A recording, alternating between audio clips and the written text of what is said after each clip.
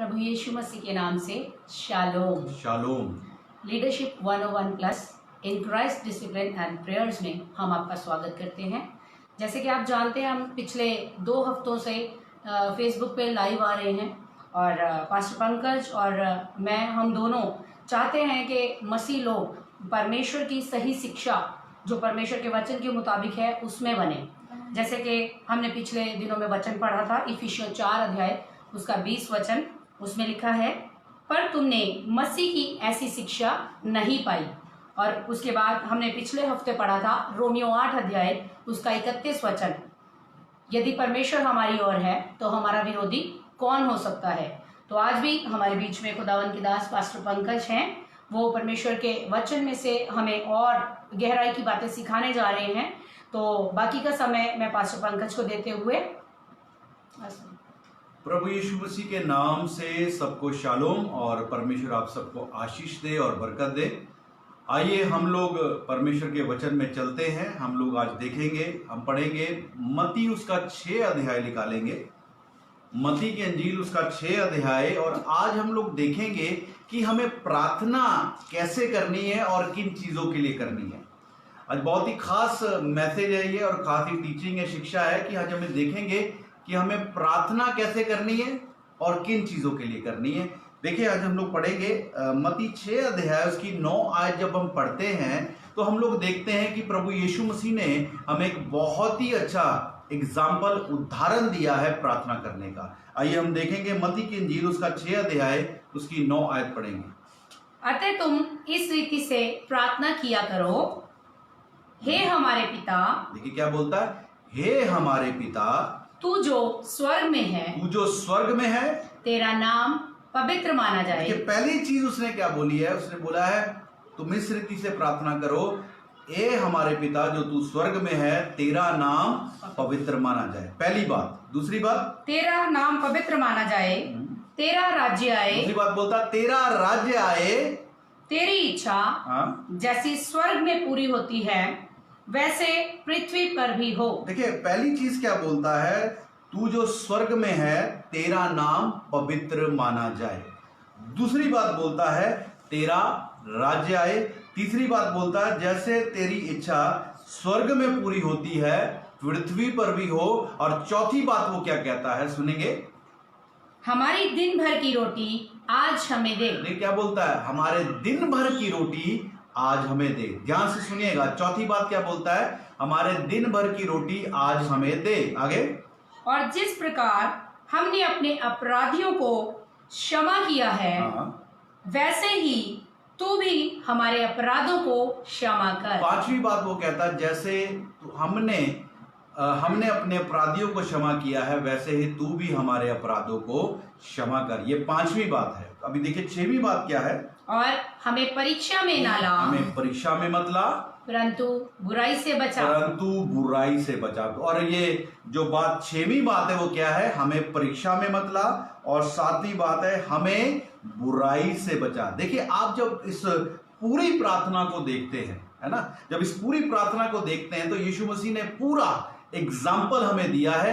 और 7 बातें हमें प्रार्थना करने के लिए बताई। जब हम लोग 7 बातों की बात करते हैं, 7 नंबर की बात करते हैं, तो ये कंप्लीशन का नंबर है, संपूर्णता का नंबर है। बाइबल में जब भी 7 नंबर की बात होती है तो आप जान लीजिए ये परमेश्वर का नंबर है, संपूर्णता का नंबर है। 7 डेज जो आते हैं वो कंप्लीशन के बारे में बात करता है। तो ये इस प्रार्थना को जो हम यीशु मसीह ने हमें दिया है, तो ये प्रार्थना जो है अधूरी प्रार्थना नहीं है, ये प्रार्थना में ही सब कुछ है। ये 7 बातों में ही सब कुछ उसने हमें दे दिया है। और आज मैं जो आपका ध्यान इसको पढ़ने में इसलिए लगा रहा हूं, मैं आज आपको ये बात बताना चाहता हूं, हम लोग जब इस प्रार्थना में 7 बातों को देखते हैं, 7 बातों में यीशु मसीह ने जो बात कही है वो सब आत्मिक बात कही। और चौथी बात जो मैं आपके साथ देखना चाहता हूं, 11 आयत पढ़ेंगे हम लोग, हमारी दिन भर की रोटी आज हमें दे। क्या कहता है वो, हमारे दिन भर की रोटी आज हमें दे। जब हम लोग दिन भर की रोटी की बात करते हैं, ये फिजिकल रोटी नहीं है, ये कोई शारीरिक रोटी की बात नहीं कर रहा है। ये कौन सी रोटी की बात कर रहा है, ये आत्मिक रोटी की बात कर रहा है। इस बात को आप समझिए। ये जो रोटी है, कौन सी रोटी है? ये स्पिरिचुअल फूड है, आत्मिक रोटी है। वो आत्मिक रोटी के विषय में बात कर रहा है। आइए हम लोग थोड़ा सा वचन में देखें। ये जो 11 आयत है, एक बार फिर पढ़ देंगे। हमारी दिन भर की रोटी आज हमें दे। हमारे दिन भर की रोटी आज हमें दे। देखिए, हमें परमेश्वर से क्या मांगना है? हमें प्रतिदिन की रोटी। और रोटी क्या है उसके विषय में हमें जानने के लिए मत्ती 15 अध्याय उसकी 21 आयत में जाएंगे। मेरे साथ आप निकाल सकते हैं। मत्ती की इंजील 15 अध्याय और 21 आयत में देखेंगे। जैसे कि आप जानते हैं प्रोग्राम लाइव चल रहा है, तो आप प्लीज इस प्रोग्राम को शेयर करें ताकि दूसरे लोग भी इस वचन के द्वारा आशीष पाएं। आज का हमारा टॉपिक है हमें प्रार्थना कैसे करनी है, ठीक है। और यीशु मसीह ने हमें बड़ा अच्छा एग्जाम्पल दिया, 7 बातें बताई हैं। इन 7 बातों के अनुसार हमें प्रार्थना करनी है।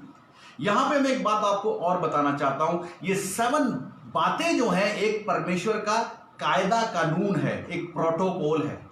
7 बातों में परमेश्वर का, प्रभु यीशु मसीह ने हमें एक प्रोटोकॉल दिया है, एक कायदा कानून दिया है, और इसी के अनुसार हमें प्रार्थना करनी है। लेकिन अगर हम लोग इसके अलग होकर कुछ प्रार्थना करते हैं, मैं बताऊं, जो कुछ भी प्रोटोकॉल में नहीं लिखा, जो कुछ भी कायदा कानून में नहीं लिखा है, उसके अनुसार हम प्रार्थना करेंगे। जो परमेश्वर ने हमें कायदा कानून दिया है, नियम दिया है, प्रार्थना करने का तरीका दिया है, उसके अनुसार प्रार्थना नहीं करेंगे तो वो प्रार्थना सुनी नहीं जाएगी।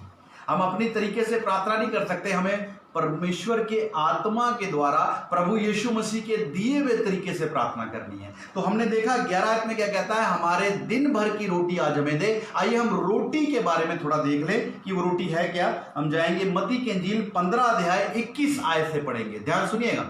यीशु वहां से निकलकर सूर और सैदा के प्रदेश की ओर चला गया। देखिए, सूर और सैदा क्या है? ये अन्य जाति जगह।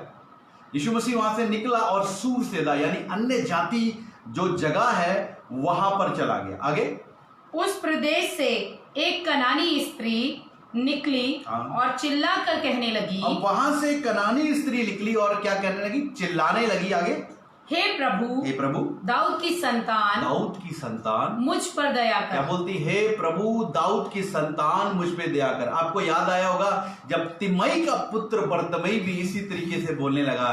क्या बोलता है? वो अंधा भिखारी था, सड़क के किनारे भीख मांग रहा था और क्या कहता? हे दाऊद की संतान यीशु नासरी मुझ पे दया कर। यहां पर भी वो कनानी स्त्री क्या बोल रही है? हे दाऊद की संतान यीशु नासरी मुझ पे दया कर। सुनिए क्या हुआ आगे।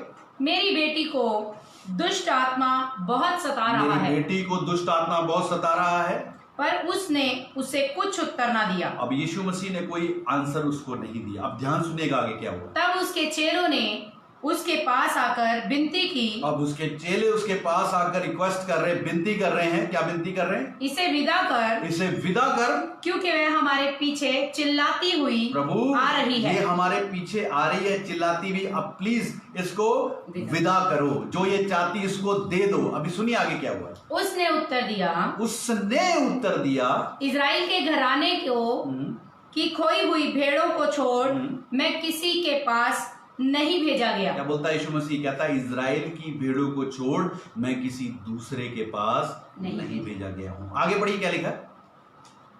पर वह आई और यीशु को प्रणाम करके कहने लगी। यीशु को प्रणाम कर कर कहने लगी। क्या कहने लगी? हे प्रभु, मेरी सहायता कर। आगे, उसने उत्तर दिया। अब यीशु क्या कहता है? ध्यान सुनिएगा। जो मैं ध्यान में आपके फोकस कराना चाहता हूं, मैं आपका ध्यान उस तरफ केंद्रित करना चाहता हूं, इस बात के प्रति आप ध्यान सुनिएगा। यीशु ने क्या कहा उसको? पढ़े। उसने उत्तर दिया, लड़कों की रोटी लेकर कुत्तों के आगे डालना अच्छा नहीं। कुत्तों के आगे डालना अच्छी बात नहीं है। लड़कों की रोटी लेकर कुत्तों के आगे डालना अच्छी बात नहीं है। आगे पढ़े क्या लिखा है। उसने कहा सत्य है प्रभु। वो कहती है सच है प्रभु, पर कुत्ते भी वह चूर चार खाते हैं जो उनके स्वामियों की मेज से गिरता है। और वो जो उनके स्वामियों के मेज से, टेबल से गिरता है। देखिए यीशु मसीह क्या बोल रहा है। वो देखिए यीशु मसीह के पास वो आई क्यों थी? किस लिए आई थी यीशु मसीह के पास? वो अपनी बेटी के लिए चंगाई मांगने आई थी। दुष्ट आत्मा सताता था, दुष्ट आत्मा से डिलीवरेंस के लिए आई थी। तो यीशु मसीह उसे क्या कह रहा है, एग्जाम्पल क्या दे रहा है? जब चेले बोलते हैं, बोलता है लड़कों की रोटी मैं कुत्तों के सामने नहीं डाल सकता। लड़कों की रोटी, देखिए वो चंगाई लेने आई है, और ये जो रोटी है वो क्या है? वो चंगाई है। यीशु मसीह ने रोटी की जो बात करता है वो रिप्रेजेंट करता है किसको? हीलिंग को, चंगाई को।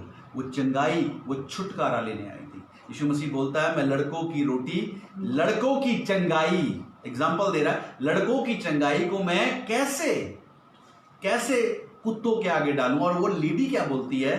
कुत्ते भी तो जो टेबल से गिरता है उसको खाते हैं, जो स्वामियों की मेज से गिरता है उसको खाते हैं। तो मैं यहां आपको जो बात फोकस कराना चाहता हूं वो ये है, जब हम रोटी की बात करते हैं, मत्ती में 6:11 आयत में कहता है कि हमारे दिन भर की रोटी आज हमें दे।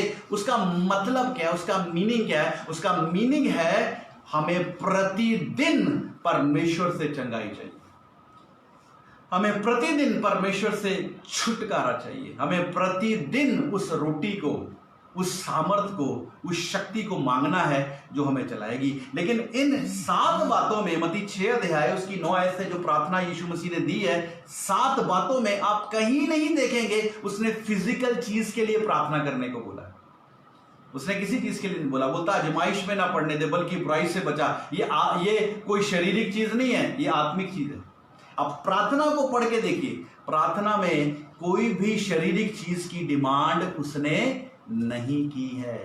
हमें बताया हमें इस प्रार्थना में कोई भी शारीरिक चीज की डिमांड नहीं करनी है। हालेलुया। देखिए मैं आपके साथ एक आयत और देखना चाहता हूं। मत्ती के इंजील में जाएंगे, 6 अध्याय उसकी 31 आयत में आएंगे हम लोग। इसलिए तुम चिंता करके यह ना कहो। अब बोलता है तुम चिंता करके ये मत कहो कि हम क्या खाएंगे, या क्या पिएंगे, या क्या पहनेंगे। रोटी कपड़ा मकान की आप चिंता मत करो, वो क्लियर कहता है। इस बात की चिंता मत करो तुम क्या खाओगे, क्या पियोगे, क्या पहनोगे। लेकिन मत्ती 6:11 कहती है हमारे दिन भर की रोटी आज हमें दे। यहां कहता है इस बात की चिंता मत करो। तो ये प्रूफ करता है, वो हमें फिजिकल रोटी की बात नहीं कर रहा मत्ती 6:11 में मांगने के लिए, क्योंकि हमें मत्ती 6:31 में वो कहता है इस बात की चिंता मत करो। तो जब वो चिंता मत करो मीन्स आपको प्रार्थना करने की जरूरत नहीं है।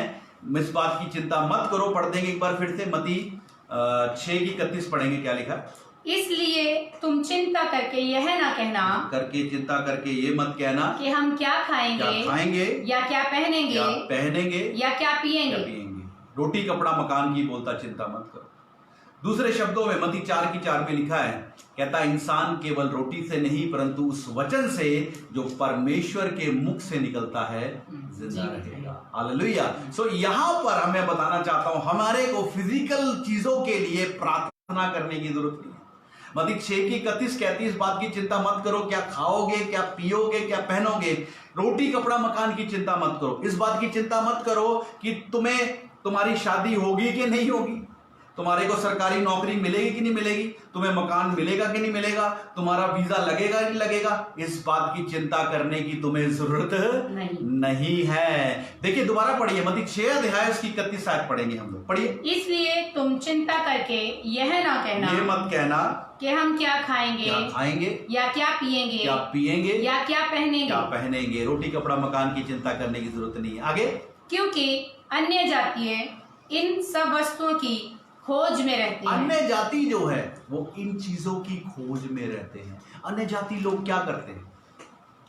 एक बाबा से पता लगा, एक पड़ोसी से पता लगा कि भाई गुआंढिया का मुंडा का ब्याह नहीं हो रहा सीगा ते वो गुआंढिया ਨੂੰ कोई नया बाबा टकर गया है ना, ਜਿਹੜਾ ਮੋਗੇ ਵਿੱਚ रहता, ਉਹ ਬਾਬੇ ਦੇ ਕੋਲ गए ਤੇ ਬਾਬੇ ने कोई जंतर मंतर मारिया तो उन्होंने मुंडे का ब्याह हो गया। तो उन्होंने कहा चल ਅਸੀਂ भी चलते हैं, वो गुआंढी ਨੂੰ जाके मिलते हैं ਤੇ ਅਸੀਂ भी नए बाबे ਦੇ खोज ਵਿੱਚ ਜਾਂਦੇ हैं। वो बाबे तो की करावांगे, तंत्र मंत्र ते प्रार्थना करा लांगे।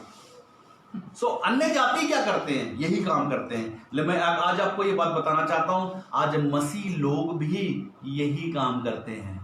अब देखेंगे, मैं देखता हूं बड़ी बड़ी मीटिंगें होती हैं ना, मीटिंगों में देखता हूं लोगों ने ऐसे पर्चे लिखे होते हैं, पर्चों पर सर पे यूं रखा होता है, यूं करके वो पर्चों के ऊपर क्या लिखा होता है, मेरा नाम ये है, मैं फलाने पिंड से हूं, मैनू जी वीजा, पासपोर्ट भी साथ में लगाया होता है, पासपोर्ट भी साथ में लगाया था जी। क्या प्रार्थना चाहिए जी, मैनू वीजा लग जाए जी कनेडा का। आप मुझे बताइए, वचन तो कहता है तुम इस बात के लिए चिंता मत करो, इस बात के लिए, फिजिकल चीज के लिए प्रार्थना करने के लिए बोला ही नहीं उसने, वचन साफ बोल रहा है।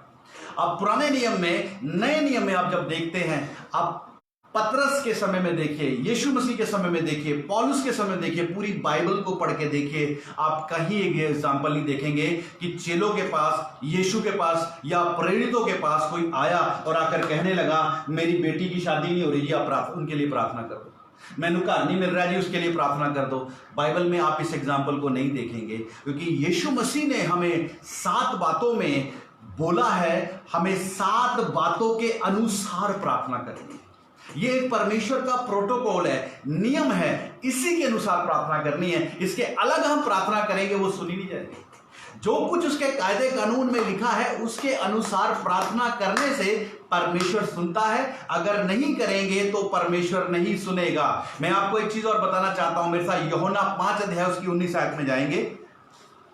मती जो है मती हम लोग 6 अध्याय देख रहे हैं, लेकिन हम उसको बाद में देखेंगे। हम जाएंगे यूहन्ना 5 की 19। ये प्रोग्राम जैसे कि आप लाइव देख रहे हो, आप प्लीज इसको शेयर कर सकते हो ताकि दूसरे लोग भी आशीष पाएं। देखिए हम पढ़ेंगे यूहन्ना 5 अध्याय उसकी 19 आयत में, देखिए क्या लिखा है। इस पर यीशु ने उनसे कहा, इस पर यीशु ने उनसे कहा, मैं तुमसे सच सच कहता हूँ, मैं तुमसे सच सच कहता हूँ, पुत्र आपसे कुछ नहीं कर सकता, पुत्र आपसे कुछ नहीं करता, केवल वह जो पिता को करते देखता जो है, पिता को करते देखता है। क्योंकि जिन जिन कामों को वह करता है, जिन जिन कामों को पिता करता है, उन्हें पुत्र भी उसी रीति से करता है, उन्हें पुत्र भी सेम उसी तरीके से करता है, अपने तरीके से नहीं करता। आपको समझ आ रही है? यीशु मसीह भी पिता को करते हुए जो देखता है उसी तरीके से करता है। लूका 4 अध्याय उसकी 1 आयत पढ़ेंगे। यीशु मसीह पवित्र आत्मा की अगुवाई में चला। सो मैं आज आपको बताना चाहता हूं, आप अपने तरीके से चलेंगे कुछ नहीं होने वाला। आज आपको परमेश्वर के तरीके से चलना होगा। समझ आ रही मेरी बात? यीशु मसीह ने परमेश्वर होकर, है ना, परमेश्वर होकर, वो परमेश्वर का पुत्र है, उसके पास अधिकार है, लेकिन वो अपने तरीके से नहीं चला। वो किसके तरीके से चला? उसके पिता के। तो आज हमें भी अपने तरीके से नहीं, लेकिन परमेश्वर उसकी आत्मा के अनुसार चलना है। उसकी आत्मा के अनुसार जो वो कहता है उसके तरीके से प्रार्थना करनी है, उसके तरीके से ही जीवन जीना है। अगर हम नहीं जिएंगे, अगर हम प्रार्थना उसके तरीके से नहीं करेंगे, हमें कोई फायदा नहीं होने वाला। दूसरे शब्दों में, अगर हम अपना जीवन परमेश्वर के वचन के अनुसार नहीं चलाते, तो मैं आज आपको बताना चाहता हूं, आप नुकसान उठाएंगे। अगर आज आप मसीह होकर परमेश्वर के वचन के अनुसार जीवन नहीं जीते हैं, आपको नुकसान हो सकता है, शैतान आपको नाश कर सकता है। लेकिन आज अगर आप परमेश्वर के वचन के अनुसार जिंदगी जिएंगे, बाइबल बताती है शैतान आपको छू भी नहीं सकता है। इफिसियों 2:2 में लिखा है, शैतान पता किस में काम करता है? जो आज्ञा नहीं मानते। लेकिन पहला यूहन्ना 5:18 में लिखा है, कहता है शैतान उनको छू भी नहीं सकता। किनको? जो परमेश्वर के वचन के अनुसार चलते हैं, जो परमेश्वर कहता है वैसे चलते हैं। और परमेश्वर किनकी प्रार्थना सुनता है? जो परमेश्वर के वचन के अनुसार, जैसे प्रभु यीशु मसीह ने गाइड किया है, 7 बातें बताई, उसके अनुसार प्रार्थना करता है। लेकिन आज हमें परमेश्वर मना करता है फिजिकल चीजों के लिए प्रार्थना करने के लिए, दुनियावी चीजों के लिए प्रार्थना करने के लिए, रोटी कपड़ा मकान के लिए प्रार्थना करने के लिए वो मना कर रहा है हम लोगों को। मत्ती 6 अध्याय उसकी 31 आयत फिर से पढ़ेंगे, मेरे साथ बने रहें, पढ़े आगे। मत्ती 6 अध्याय उसकी 31 आयत, देखिए क्या लिखा है यहाँ पर। इसलिए तुम चिंता करके यह ना कहना, इस करके तुम चिंता करके ये मत कहना कि हम क्या खाएंगे या क्या पिएंगे या क्या पहनेंगे। रोटी कपड़ा मकान की चिंता मत करो, है ना, कि साड़ी ब्याह होगा कि नहीं होगा, साडा वीजा लगेगा कि नहीं मिलेगा, सानू सरकारी नौकरी मिलेगी कि नहीं मिलेगी, इस बात की बोलता चिंता मत करो। क्यों? क्योंकि अन्य जाति इन सब वस्तुओं की खोज में रहती है। अन्य जाति इन सब वस्तुओं की खोज में रहते हैं। आज मसीह लोग भी क्या है, इसी खोज के चक्कर में कभी फलाने पास्टर के पास जाएंगे, किस खोज में? साडा जी मुंडे का बयान नहीं हो रहा जी, कभी उस पास्टर के पास जाएंगे, साडे मुंडे का वीजा नहीं लग रहा जी। वो क्या कर रहे हैं? फिजिकल चीजों की जरूर खोज में जा रहे हैं वो लोग। लेकिन वचन क्या कहता है? अन्य जाति इन चीजों की खोज में है। लेकिन आगे क्या लिखा, ध्यान सुनिएगा। पर तुम्हारा स्वर्गीय पिता जानता है कि तुम्हें इन सब वस्तुओं की आवश्यकता है। ये सब कुछ चाहिए। आज जब हम लोग बच्चे ही थे तो हमारे को चिंता करने की जरूरत नहीं थी कि हमें फीस देनी है, कल कैसे आएगी, क्या होगा। हमारे को चिंता नहीं थी कि हमारे को रोटी आज मिलेगी कि नहीं मिलेगी। हमारे माता पिता हमारी सब चीजों को पूरा करते थे।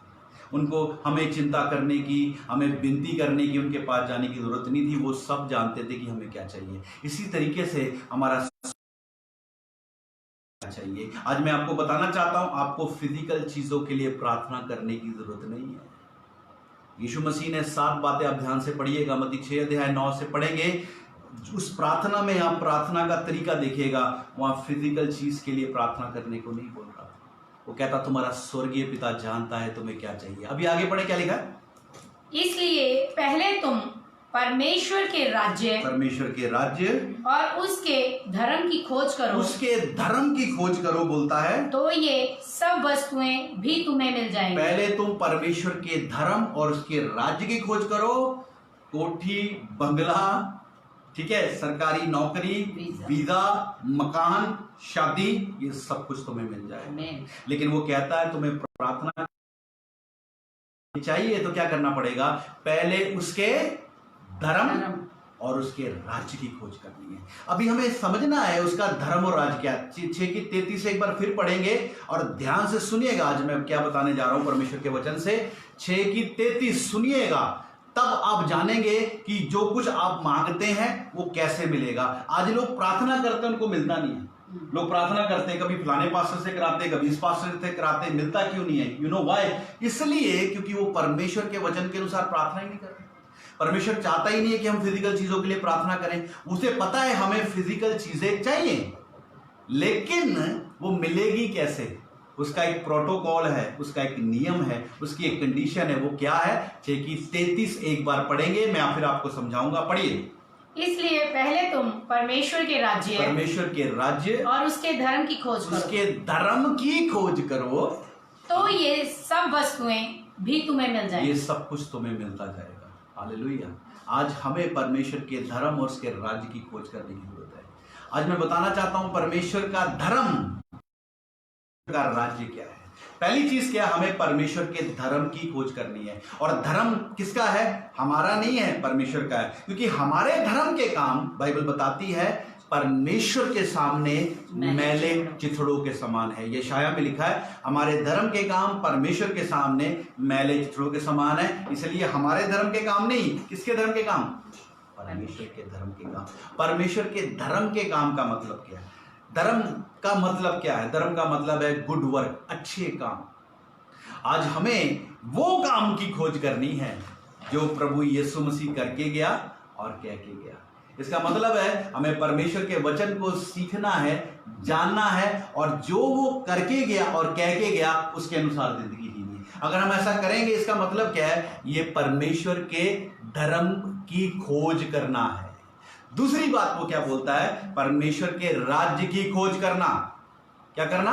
परमेश्वर के राज्य की खोज करना। और परमेश्वर के राज्य की खोज कैसी होती है? खोज का मतलब क्या है? उसका राज्य क्या है? उसका राज्य है उसकी भेड़ें, उसकी वो भेड़ें जो अंधकार में है, जो नशे विश्वास में जकड़ी हुई है, उनको जाकर ढूंढ के लाना। और आपको पता है वो कहां है? अंधकार में है। तो अंधकार में जाने के लिए क्या करना पड़ेगा? हमें रोशनी लेके जाना पड़ेगा। और ये परमेश्वर का वचन क्या है? रोशनी है। जब आप परमेश्वर का वचन लेके जाएंगे, रोशनी लेके जाएंगे, और उन लोगों को जो बीमारी में, दुष्ट आत्मा में, नशे में, लड़ाई झगड़े में, अंधविश्वास में फंसे, जब उनको आप लेके आएंगे, इससे परमेश्वर के राज्य की खोज हो जाएगी। सो दो बातें हैं, उसके धर्म की खोज करना मीन्स परमेश्वर के वचन के अनुसार जिंदगी जीना, और उसके राज्य की खोज करना क्या है, सुसमाचार प्रचार करना, परमेश्वर के वचन का प्रचार करना। बोलता है ये बातें दो आप कर लोगे तो क्या होगा। 6 की 33 पढ़ दीजिए एक बार, क्या लिखा है। इसलिए पहले तुम परमेश्वर के राज्य और उसके धर्म की खोज करो तो ये सब वस्तुएं भी तुम्हें मिल जाएंगी। बोलता है इस बात की चिंता मत करो। 31 आयत कहती 6 की 31 कि तुम क्या खाओगे, क्या पियोगे, क्या पहनोगे, प्रार्थना करने की जरूरत नहीं है। अगर आपको चाहिए तो आपको उसके धर्म और उसके राज की खोज करनी पड़ेगी। आप करके देखें, मैं बताना चाहता हूं आप सब कुछ पाएंगे यीशु मसीह के नाम में। हालेलुया। देखिए अभी हम आगे चलेंगे, हम मेरे साथ निकालेंगे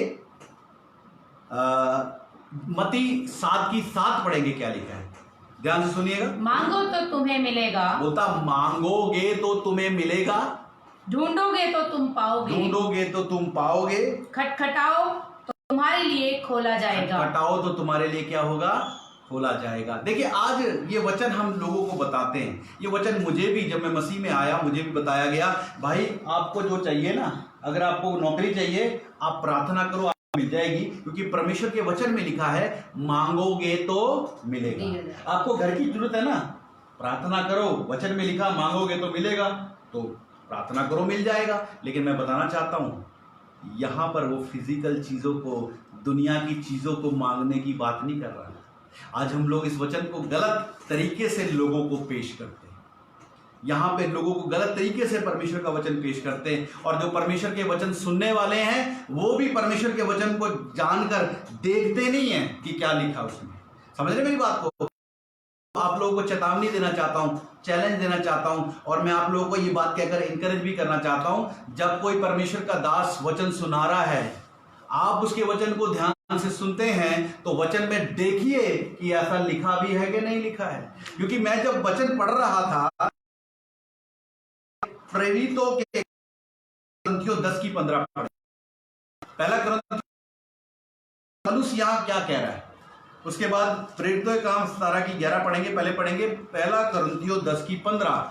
मैं बताता चलूं ये प्रोग्राम जैसे कि आप लाइव देख रहे हैं, प्लीज इसको शेयर करें अगर आप आशीष पा रहे हैं, अगर आप इस वचन से जो मैं आज आपको शिक्षा दे रहा हूं आशीष पा रहे हैं, सो प्लीज इसको शेयर करें, ठीक है।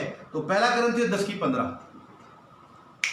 मैं बुद्धिमान जानकर तुमसे कहता हूं, मैं बुद्धिमान तुम्हें जानकर कहता हूं, जो मैं कहता हूं उसे तुम परखो। और उस कहता जो मैं कहता हूं उसको परखो। मैं आज आपसे कहता हूं, मैं दूसरों को परखने की बात ही नहीं कर रहा, मैं अपने आप को परखने की बात भी कर रहा हूं। जो मैं बोल रहा हूं ना आपको, आप उसको बाइबल में देखो लिखा भी है कि नहीं लिखा, कुछ और ही बताइए जरा। आजकल मैंने देखा बाइबल में लिखा नहीं, इधर उधर से लोग बताना शुरू कर देते हैं, और हमारे भाई सुनने वाले मसीह भाई बहन वो भी कहते पास्टर जी कह रहे थे सही कह रहे हैं, उन्हें ये नहीं देखेंगे बाइबल में लिखा भी है कि नहीं लिखा। पौलुस कहता जो मैं कहता हूं। देखिए प्रेरितों 17 की 11 में मैं बताता हूं, जब पौलुस सेकंड मिशनरी यात्रा कर रहा था, दूसरी यात्रा कर रहा था, दुनिया में गया, उसने जब थिस्सलुनीकियों में प्रचार किया, थिस्सलुनीकी गया, में आया, सुनिएगा कहाँ आया, बिरिया। तो देखिएगा बिरिया लिखा है ना, बिरिया में आया तो क्या हुआ, 11 पढ़ेंगे, हाँ 10 और 11 ध्यान सुनेगा इस वचन को। भाइयों ने तुरंत पौलुस और बिरिया भेज दिया, थिस्सलुनीकियों से निकालकर कहां भेज दिया, बिरिया में। अब सुनिएगा ध्यान से। और वहां पहुंचकर यहूदियों के आराधनालय में गए। वो कहां गया, यहूदियों के यहूदियों के से भले थे, ये लोग कैसे थे, अच्छे लोग थे। अब सुनिएगा क्या जो पढ़ाना चाहता हूं, पढ़िए।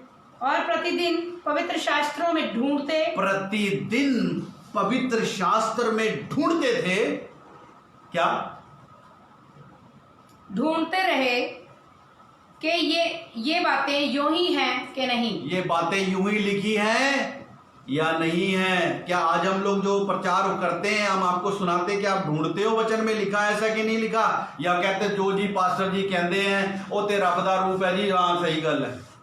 समझ आ रही है। अब वचन में देखिए, आप जब भी वचन सुनते हैं या कोई वचन सुनाता, बाइबल लेके बैठिए, देखिए वचन में ऐसा लिखा है या नहीं लिखा है। मैं आपको ये बात कहकर वार्निंग देना चाहता हूं कि कई झूठे भविष्यवक्ता, कई झूठे प्रचारक जगत में निकल आए हैं और वो झूठी झूठी शिक्षा देते हैं, मनगढ़ंत बातें कहते हैं। मैं ये एक बात याद आती है, पहला तिमोथियस 1:7 आयत मुझे बड़ी अच्छी लगती है। आप सुनिए क्या लिखा उसमें। पहला तिमोथियस 1:7 आयत पढ़ के देखेंगे जल्दी से। पहला तिमोथियस 1:7। और व्यवस्थापक तो होना चाहते हैं। वो लोग अच्छे टीचर तो बनना चाहते हैं, बड़े तगड़े प्रचारक हैं, बहुत अच्छा प्रचार करते हैं, व्यवस्थापक तो बनना चाहते हैं, पर जो बातें कहते हैं और जिनको दृढ़ता से बोलते हैं, देरी से बोलते हैं, यीशु मसीह अड्डा करता है, वचन में लिखा है, हाँ, उनको समझते भी नहीं। वो समझते भी नहीं। मैं आपको बताना चाहता हूँ, बहुत से प्रचारक निकल आए हैं जो वो बोलते हैं, उनको पता भी नहीं है वो कौन बोल रहा है, किसके विषय में बोल रहा है। अरे भाई, ये इजराइल के विषय में बोल रहा है या थिस्सलुनीकी कलीसिया को बोल रहा है या कुलुसियों को बोल रहा है या कुरिन्थियों को बोल रहा है, वो समझते ही नहीं है बात को। तो समझ आ रही है आपको मेरी बात? वचन में जांचें, वचन में देखें, जब जांचेंगे देखेंगे तब आपको परमेश्वर का वचन समझ में आएगा, तब आप आशीष पाएंगे। और देखिए, मैं आपको एक और आयत पढ़ाना चाहता हूं। हमने देखा मत्ती 7:7 में क्या लिखा है, मांगोगे तो मिलेगा, ढूंढोगे तो पाओगे, खटखटाओगे तुम्हारे लिए खोला जाएगा। हमें यही सिखाया गया, दुनियावी चीजों मांगो तुम्हें मिल जाएंगी। लेकिन वो इसके लिए बात नहीं कर रहा। लूका 11 अध्याय में जाएंगे, उसकी 9 आयत पढ़ेंगे। लूका 11 अध्याय 9 आयत। जैसे कि आप इस प्रोग्राम को लाइव देख रहे हैं, प्लीज इसको शेयर करें। अगर आपको परमेश्वर का वचन समझ आ रहा है, अच्छा लग रहा है, आशीष पा रहे हैं, तो जरूर शेयर करें ताकि दूसरे लोग भी आशीषित हों। पढ़िए लूका 11 अध्याय उसकी 9 आयत। और मैं तुमसे कहता हूं, हाँ जी, कि मांगो तो तुम्हें दिया जाएगा, ढूंढो तो तुम पाओगे, खटखटाओ तुम्हारे लिए खोला जाएगा। ठीक है ना? अभी आगे क्या बोलता, सुनिएगा ध्यान से, क्या बताना मांग रहा है वो। क्योंकि जो कोई मांगता है उसे मिलता है, उसे क्या होता है, उसे मिलता है। आगे, और जो कोई ढूंढता है वह पाता है, और जो खटखटाता है उसके लिए खोला जाएगा। उसके लिए क्या होगा, खोला जाएगा। आगे पढ़िए क्या लिखा है, तुम में से ऐसा कौन है जो कि जब उसका पुत्र रोटी मांगे, जब उसका लड़का रोटी मांगे तो उसे पत्थर दे। आप बताइए, मैं आपसे पूछता हूँ, आपके भी बच्चे होंगे या आप भी किसी के बेटे या बेटियां होंगे, माता पिता से रोटी मांगते हो, क्या वो आपको पत्थर देते थे? या आपसे ये कुछ भी है, रोटी की जगह पत्थर देते हैं? ये क्या लिखा है? तो या मछली मांगे तो मछली के बदले उसे सांप दे। आगे, या अंडा मांगे तो उसे बिच्छू दे। सुनिए ध्यान से, हम अब क्या बोलता है, सुनिए ध्यान से, सुनिएगा। अतः जब तुम बुरे ही होकर अपने बच्चों को अच्छी वस्तुएं देना जानते हो तो स्वर्गीय पिता अपने मांगने वालों को, रुक जाओ, मांगना क्या, अब सुनिएगा, मांगोगे मिलेगा, ढूंढोगे पाओगे, खटखटाओगे तुम्हारे लिए खोला जाएगा। वो क्या बोलता है, अपने मांगने वालों को पवित्र आत्मा क्यों ना। आत्मा, आज हम लोग फिजिकल चीजों की बात कर रहे हैं, वो पवित्र आत्मा की बात कर रहा है यीशु मसीह। फिजिकल चीजों को मांगने की जरूरत नहीं है, उसके धर्म और उसके राज की खोज करें, अपने आप मिल जाएगा। हालेलुया। वो क्या है, पवित्र आत्मा मांगिए। पवित्र आत्मा मांगेंगे तो आपको पता कि अगुवाई। यूहन्ना 16 अध्याय उसकी 12 आयत मुझे याद आती है, पढ़िए जल्दी से, निकालिए क्या लिखा, यूहन्ना उसका 16 अध्याय उसकी 12 आयत। आप थोड़ी देर बने रहें, 6 बजे तक हम इस प्रोग्राम को खत्म करेंगे, और अगर आपको सच में आशीष, पढ़िए। मुझे तुमसे और भी बहुत सी बातें कहनी है, मैंने तुमसे और भी बहुत सी बातें करनी है, परंतु अभी तुम उन्हें सह नहीं सकते। बोलता अभी तुम्हारे पल्ले नहीं पड़ेगी। यीशु मसीह कहता चेलों से, मैं तुम्हें बहुत सी बातें बताना चाहता हूं, अभी तुम्हारे पल्ले नहीं पड़ेगी। आपको पता है, यीशु मसीह जब दृष्टांत बताता था उनको, है ना, जब दृष्टांत में 4 तरीके की भूमि के बारे में बताया, बाद में चेले पूछते हैं किसके विषय में बता रहे, समझ रहे हैं? वो दृष्टांतों को भी नहीं समझते थे, तो यीशु कहता है मैंने तुम्हें बहुत कुछ समझाना है, पर लेकिन तुम्हारे पल्ले नहीं पड़ता। समझ आ रही है? तुम्हारे पल्ले नहीं पड़ता। क्यों पल्ले नहीं पड़ता? पढ़िए आगे क्या लिखा। हाँ, परंतु जब वह अर्थात सत्य का आत्मा आएगा, जब सत्य का आत्मा आएगा तो तुम्हें सब सत्य का मार्ग बताएगा। तुम्हें सब कुछ सत्य का मार्ग बताएगा, तब तुम्हारे पल्ले पड़ना शुरू हो जाएगा। अभी तुम्हारे पल्ले नहीं पड़ेगा, तब वो तुम्हें सत्य के मार्ग के बारे में बताएगा जिस पे तुम्हें चलना है। हालेलुया। पवित्र आत्मा मांगना है तो पवित्र आत्मा मांगो। दुनिया की चीजें क्या मांगते हो भाई? मांगना है तो पवित्र आत्मा मांगो, उसके वरदान मत मांगो। पवित्र आत्मा आएगा तो वरदान तो खुद ही लेके आएगा। हालेलुया। मांगना है तो पवित्र आत्मा मांगो, वो तुम्हें बताएगा चलना कैसे है। देखिए, पवित्र आत्मा ही हमें बताएगा कि हमें प्रार्थना कैसे करनी है। मेरे साथ जाएंगे रोमियो की पत्री 8 अध्याय 26 और 27 आयत निकाल लीजिए। रोमियो की पत्री 8 अध्याय 26 और 27। यहां आप देखेंगे पवित्र आत्मा हमें बताएगा हमें प्रार्थना कैसे करनी है। पढ़ के देखिए क्या लिखा है रोमियो 8:26। इस रीति से आत्मा भी हमारी दुर्बलता में सहायता करता है। पवित्र आत्मा भी हमारी दुर्बलताओं में, कमजोरियों में हमारी हेल्प करता है, सहायता करता है। क्योंकि हम नहीं जानते कि प्रार्थना किस रीति से करना चाहिए। हम लोग प्रार्थना कैसे करते हैं? प्रभु जी कर दे दे, प्रभु जी साडा वीजा लगवा दे, और पास्टर जी प्रार्थना कर दो सानू। ये प्रार्थना कैसे करनी है? समझ आ रही मेरी बात? एक बार फिर पढ़े शायद को। इस रीति से आत्मा भी हमारी दुर्बलताओं में सहायता करता है, हमारी सहायता करता है। क्योंकि हम नहीं जानते, कभी हमें नहीं पता होता प्रार्थना करनी कैसे है। सो पवित्र आत्मा क्या करता है कि प्रार्थना किस रीति से करना चाहिए। हाँ, किस रीति से करना चाहिए। परंतु आत्मा आप ही ऐसी आहें भर भर कर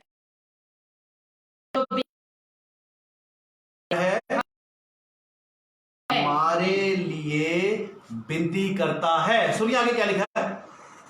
और मनों का जांचने वाला जानता है, मनों को जांचने वाला जानता है कि आत्मा की मनसा क्या है। आत्मा की मनसा क्या है? क्योंकि वह पवित्र लोगों के लिए परमेश्वर की इच्छा के अनुसार। हाँ, दोबारा पढ़ो, सही से पढ़ा करो। जो आज मजा है पढ़ने का, इसी लाइन को दोबारा पढ़ो। पढ़िए दोबारा। और मनों का जांचने वाला जानता है मनसा क्या है, आत्मा का डिजायर क्या है। क्योंकि वह पवित्र लोगों के लिए परमेश्वर की इच्छा के अनुसार विनती करता है। हमें नहीं पता प्रार्थना कैसे करनी, पवित्र आता है। तो अगर प्रार्थना करनी सीखनी है, बताना चाहता हूं पवित्र कैसी। अगर परमेश्वर के वचन के अनुसार, प्रोटोकॉल के अनुसार आत्मा बताएगा कि चलना कैसे है। हालेलुया। मैं फिर आपको कि देखिए, जो कुछ भी परमेश्वर के वचन के अनुसार नहीं है, उसके अनुसार नहीं है, और उसके अनुसार ना होने के बावजूद भी आप चाहे 200 दिन के रोजे रखो या बर्थडे पास्टर तो भी हाथ रखवा लो, कुछ नहीं होने वाला। परमेश्वर देगा नहीं। जो उसके कायदा कानून में नहीं लिखा, जो उसके प्रोटोकॉल में नहीं लिखा है, उसके अनुसार आप प्रार्थना तो आपको मिलने वाला नहीं है। जो मर्जी कर, प्रभु के वचन के अनुसार जो उसने लिखा है, ये सब तरीके से प्रार्थना करो, मैं ये तुम्हें दे सकता हूं, उसके अनुसार प्रार्थना करोगे तो आप यूं ही मन में अकेले में बैठकर ही 10 मिनट प्रार्थना करोगे, आपको मिल जाएगा। 200 से रोजे रखने की जरूरत नहीं है, बड़े पास्टर तो हाथ रखवाने की जरूरत नहीं है। वचन के अनुसार प्रार्थना करेंगे, पवित्र आत्मा बताएगा कि परमेश्वर की इच्छा में प्रार्थना क्या है। तो मैं बताना चाहता हूं आज आपको, आपकी प्रार्थना। Hallelujah, hallelujah. दूसरी बात, पवित्र आत्मा बताएगा कि परमेश्वर के वचन के अनुसार कैसे है। वचन के अनुसार नहीं चलेंगे, अपना तरीका चलेंगे तो आपको नुकसान हो सकता है, शैतान आपको नुकसान पहुंचा सकता है। हालेलुया। सो समझ आ रही है आपको मेरी बात? तो आज हम लोग क्या देख रहे हैं यहाँ पर कि हमें प्रार्थना कैसे करनी है। और आज हम लोग देखते हैं हमारा प्रार्थना का स्टाइल क्या है, अजीब ही है, दुनियावी चीजों के पीछे चले गए। कहता जैसे अन्य जाति लोग जिन चीजों के पीछे जाते हैं वैसे हम लोग भी जाते हैं। समझ आ रही मेरी बात? तो देखिए अभी आज हम लोग एक चीज को और पढ़ लेते हैं। हम जाएंगे कुलुसियों उसका 3 अध्याय उसकी 1 आयत पढ़ेंगे। कुलुसियों 3 अध्याय उसकी 1 आयत पढ़ लेंगे। उससे पहले मैं रोमियो में देखना चाहता हूं। रोमियो 6 की 3 या 4 आयत है। मैं क्षमा चाहता हूं आप लोगों से, लेकिन आप देख लीजिए।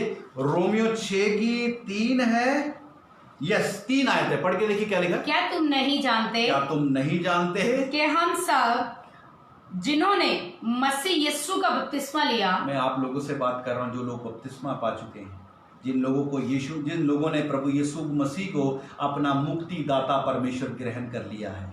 मैं उन लोगों से आज बात कर रहा हूं। पढ़िए क्या लिख रहा है, पढ़िए। क्या तुम नहीं जानते कि हम सब जिन्होंने मसीह यीशु का बपतिस्मा लिया मृत्यु का बपतिस्मा लिया। किसका बपतिस्मा लिया? उसकी मौत का बपतिस्मा लिया है। हालेलुया, समझ आ रही है? तो अभी आगे पढ़े। अतः उस मृत्यु का बपतिस्मा पाने से हम उसके साथ गाड़े गए ताकि जैसे मसीह पिता की महिमा के द्वारा मसीह पिता की महिमा के द्वारा मरे हुओं में से जिलाया गया वैसे ही हम भी नए जीवन की सी चाल चलें। नया जीवन क्या है? दुनियावी चीजों के लिए नहीं।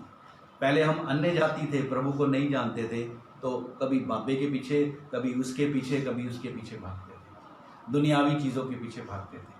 लेकिन आज जब हम मसीह में आ गए हैं, वो बोलता तुमने मसीह का बपतिस्मा लिया है, तुम उसके साथ गाड़े गए हो। कुलुसियों 3 अध्याय उसकी 1 आयत पढ़ के देखें क्या लिखा।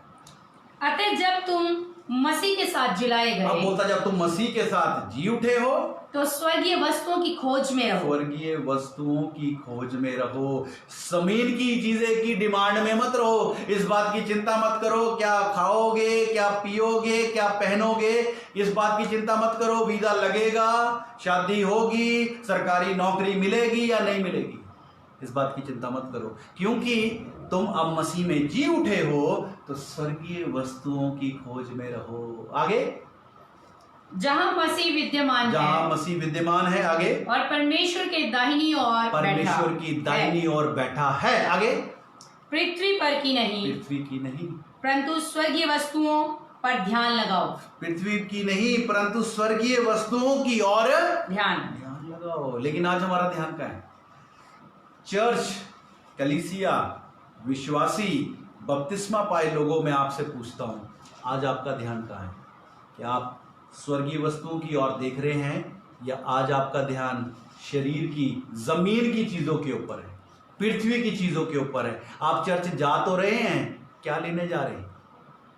दुनिया की चीजें, पृथ्वी की चीजें, या स्वर्गीय वस्तुएं? स्वर्गीय वस्तुओं में सबसे महान वस्तु क्या है? परमेश्वर का आत्मा। वो बोलता अगर मांगना है तो क्या मांगो? पवित्र आत्मा मांगो, क्योंकि पवित्र आत्मा जो है वो स्वर्गीय वस्तु है, वो स्वर्गीय खजाना है जो हम लोगों को मिलेगा, और वो हमें बताएगा हमें परमेश्वर के आत्मा के अनुसार कैसे चलना है, हमें कैसे जीवन जीना है, और पवित्र आत्मा हमारी अगुवाई करेगा कि हमें प्रार्थना कैसे करनी है। अब हमें जमीन की नहीं, हमें स्वर्गीय वस्तुओं की जरूरत है। और वो कहता है तुम्हें, मुझे परमेश्वर जानता है हमें सब कुछ चाहिए, शादी की भी जरूरत है, परमेश्वर जानता है आपको मकान की भी जरूरत है, आपकी क्या क्या जरूरत है वो जानता है। और साथ ही साथ वो क्या बोलता है, तुम्हारा स्वर्गीय पिता जानता है कि तुम्हें क्या चाहिए। और उसके बाद 6 की 33 मत्ती 6 की 33 में वो कहता है पहले उसके धर्म और उसके राज की खोज करो, ये सब कुछ तुम्हें मिलता जाएगा। सो आज मैं अपने मसीह भाई बहनों को ये बात बताना चाहता हूँ कि अब जमीन की नहीं, फिजिकल चीज़ों के लिए नहीं, परंतु आत्मिक चीज़ों के लिए प्रार्थना करो, उनकी ओर ध्यान लगाओ। अगर आपने पवित्र आत्मा नहीं पाया है तो परमेश्वर से प्रार्थना करो कि वो आपको अपना आत्मा दे। और साथ ही साथ जिन्होंने आत्मा पाया है अब वो आत्मा में आगे बढ़े, पवित्र आत्मा की चलाई चलें, क्योंकि पवित्र आत्मा आपको गाइड करेगा कि जीवन कैसे जीना है। और पवित्र आत्मा आपको बताएगा कि परमेश्वर के मर्जी के अनुसार प्रार्थना कैसे करना। हालेलुया। सो मैं आज आप लोगों को उत्साहित करना चाहता हूं ये कहकर कि प्रार्थना करने का स्टाइल छोड़ दीजिए। पहले हम अन्य जातियों थे तो अन्य जातियों के तरीके से प्रार्थना करते थे, लेकिन आज जब हम मसीह के हो गए हैं तो मसीह के अनुसार चलना। जैसे यीशु मसीह का जीवन है, परमेश्वर देखता था, वह करता था, अपना जीवन चलाना है। Hallelujah, hallelujah. तो परमेश्वर का वचन ये बात हमें सिखा रहा है, प्रार्थना करने का तरीका बदलना है। सो आज जब आपने परमेश्वर का ये वचन सुना है तो मैं आप लोगों को उत्साहित करना चाहता हूं ये बात करके कि अपनी प्रार्थना का स्टाइल बदलें, और इस वचन को जब आपने सुनकर आशीष पाई है तो इस वचन को दूसरों को भी शेयर करें, दूसरों को भी बताएं कि भाई फिजिकल जरूरत नहीं है, परमेश्वर के वचन में नहीं लिखा है उसके अनुसार प्रार्थना करोगे वो आपको मिलने वाला है।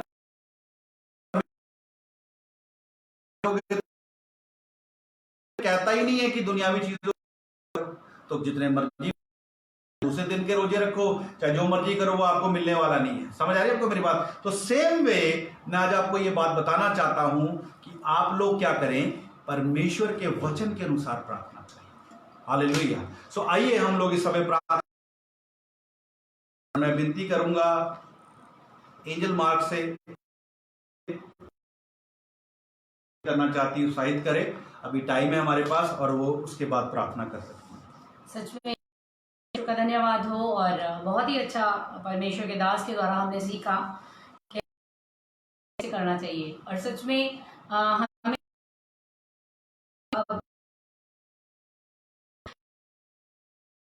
करने के लिए हमें प्रतिदिन परमेश्वर के धर्म और राज्य की खोज करनी चाहिए। सच में जब हम परमेश्वर के साथ बैठते हैं, परमेश्वर की आवाज को सुनते हैं, तो उस समय जो आनंद हमारे जीवन में आता है, वो आनंद, सच में कह रही हूं, जब आप उस आनंद को महसूस करेंगे, प्रतिदिन अपने परमेश्वर के साथ बैठे और उसके वचन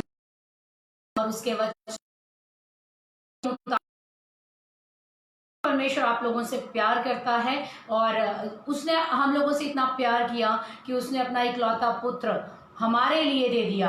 हम पापी थे, में जीवन व्यतीत कर रहे थे, लेकिन वह परमेश्वर है, उसने हम पापियों के लिए अपने इकलौते पुत्र अर्थात यीशु मसीह को इस पृथ्वी पर भेजा। इस पृथ्वी पर आया, मारा गया, दुख उठाया, मारा गया और गाड़ा गया, और तीसरे दिन मुर्दों में से जी उठा। और जी उठने के बाद वो लोगों को जो पद चिन्ह जो हमारे लिए वो इस पृथ्वी पर रहकर सिखा कर गया, हमें उन पद चिन्हों पर चलना है। हमें जो हमारा पिता करता है हमें उसके मुताबिक करना है। परमेश्वर का धन्यवाद हो। आइए हम प्रार्थना करेंगे सब जन, और खासकर मैं धन्यवाद देती हूँ हमारे व्यूअर्स के लिए, जो जगह पर आप अपने सरों को झुका सकते हैं, अपने घुटनों पर बैठ सकते हैं, या अपने हाथों को जोड़कर अपने परमेश्वर को याद कर सकते हैं। हम प्रार्थना करेंगे। सच में परमेश्वर आपको छुएगा। अगर आप हृदय से परमेश्वर की ओर आते हैं तो परमेश्वर आपको छुएगा और आपसे बात करेगा। धन्यवाद, धन्यवाद, धन्यवाद जीसस, धन्यवाद परमेश्वर, महान जीवित सामर्थी परमेश्वर, हम आपकी उपस्थिति में आते हैं, हम आपको धन्यवाद देते हैं मेरे परमेश्वर। प्रभु इस समय खुदा हम आपकी खुदावंदा हजूरी को महसूस करते हैं इस समय, प्यारे परमेश्वर। प्रभु यीशु राजा खुदा प्रभु ये लाइव प्रोग्राम करने के लिए आपने हमें उभारा पवित्र आत्मा, और सच में खुदा परमेश्वर, जितने लोगों ने ये सुना है, जितने लोगों तक ये पहुंचे परमेश्वर, उनके परिवारों में से बीमारी के बंधन यीशु मसीह के नाम से टूट जाएं, और परमेश्वर प्रभु यीशु मसीह के नाम से लोग खुदा जो अकेलापन निराशा से जूझ रहे हैं परमेश्वर, वो यीशु की शांति को महसूस करें। यीशु आपकी शांति और आपकी सच्चाई को महसूस करें प्रभु, और उनसे तू बात कर मेरे परमेश्वर। और परमेश्वर प्रभु यीशु राजा, सच में जो खुदावंद इस समय पिता परमेश्वर, या जब भी इस प्रोग्राम को सुने खुदा परमेश्वर, जो लोग भी खुदा अपने जीवन से टूट चुके हैं परमेश्वर, जो लोग खुदा सोच रहे हैं कि हम नाश होने वाले हैं परमेश्वर, तू हमारे जीवन में खुदा उस महिमा की आशा को ले आ खुदा। लोगों के जीवनों में अपनी खुदावंद खुदा जीवन की आशा को ले आ खुदावंदा, ताकि वो लोग तेरी शांति को महसूस करें और तुझ में आनंद का जीवन व्यतीत करें परमेश्वर। प्रभु यीशु राजा खुदा, प्रत्येक बच्चा, बुजुर्ग, जवान खुदावंद खुदा प्रभु तेरी ओर फिरे परमेश्वर, तेरे नाम को जाने परमेश्वर, तेरे प्यार को जाने परमेश्वर, और तेरे संग जीवन व्यतीत करे परमेश्वर। हम अपनी तेरे हाथ प्रार्थना करते हैं, हमें भी अनुग्रह दे खुदा कि हम तेरी सच्चाई और खराई से चल सके, और परमेश्वर तेरे नाम में खुदा बने रह सके प्रभु। और पवित्र आत्मा जैसे तू हमें चलाना चाहता है प्रभु, तू हमें चला परमेश्वर। और प्रभु हम एक मन होकर खुदा प्रार्थना करते हैं मेरे परमेश्वर प्रभु जी, खुदावंद खुदा प्रभु जी, कि हम तेरे लोगों के लिए, तेरी भेड़ों के लिए खुदावंदा प्रभु तेरा मुंह बनकर, तेरे चरवाहे बनकर प्रभु जी, तेरे खुदावंद खुदा दास बनकर खुदा लोगों तक तेरी आवाज को पहुंचा सके प्रभु जी। जो पवित्र आत्मा तू हमें सिखाए वो सही सही तेरे लोगों तक पहुंचाए प्रभु यीशु। तेरी आशीष खुदा प्रभु हर एक को मिलने पाए प्रभु यीशु के नाम से मांगते आमीन। सबको जय मसीह की शालोम। और मैं फिर बता दूं, ये प्रोग्राम आप जैसे कि आज लाइव देख रहे हैं, रोज हर सैटरडे शाम को 5 से 6 आता है, तो आप इस प्रोग्राम को देखें